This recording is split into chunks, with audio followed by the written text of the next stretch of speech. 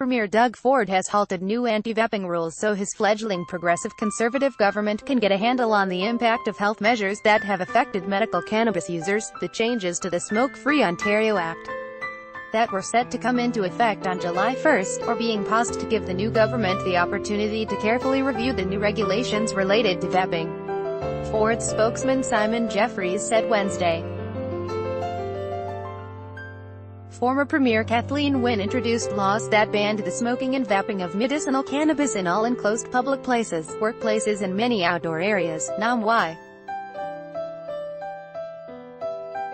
The Associated Press file photo. Jeffries said the move will allow the new government to work with the public, experts, and businesses to re-examine the evidence related to vaping as a smoking cessation tool to ensure that any changes are in the best interests of everyone and protect Ontarians' health and safety. The current provisions in the Smoke-Free Ontario Act and the Electronic Cigarettes Act remain in effect and will continue to be enforced, he said. But critics warn the pause has health consequences. Article continued below. Michael Purley, the director of the Ontario Campaign for Action on Tobacco, said absent the regulations, vaping would effectively be legal on schoolyards. Kids could vape on school property as of Sept. 4. Without the pause, they wouldn't be able to, Purley said in an interview. We have 2 months to go before school starts and it's summertime.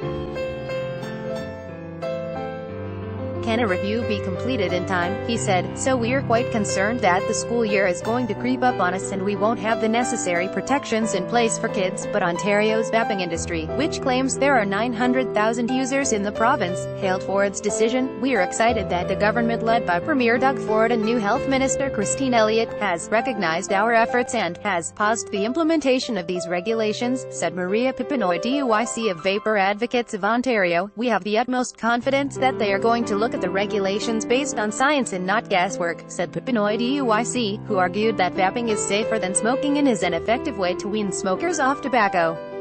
Article continued below. The Canadian Vaping Association's president Sean Casey said, the provincial regulations need to align with Health Canada's stance on vaping as a less harmful alternative to smoking to ensure the industry is clear on the legal expectations from both levels of government. We are working towards a framework of regulations that keep vapor products accessible to adult smokers looking to support harm reduction through specialty shops where they can safely sample products and receive training on their devices from experts in an adult-only environment. Former Premier Kathleen Wynne, whose Liberals were toppled by Ford's Tories in the June 7 election, introduced tough new laws that banned the smoking and vaping of medicinal cannabis in all enclosed public places, workplaces, and many outdoor areas.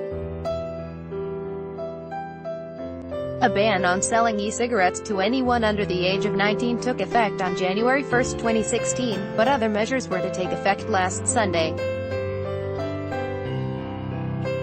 NDP leader Andrea Horwath accused Ford of acting by fiat. No one voted for business to be conducted in secret, behind closed doors, said Horwath. And I'm sure no one voted to have a premier that would listen to influencers and lobbyists while shutting out everyday people affected by the laws.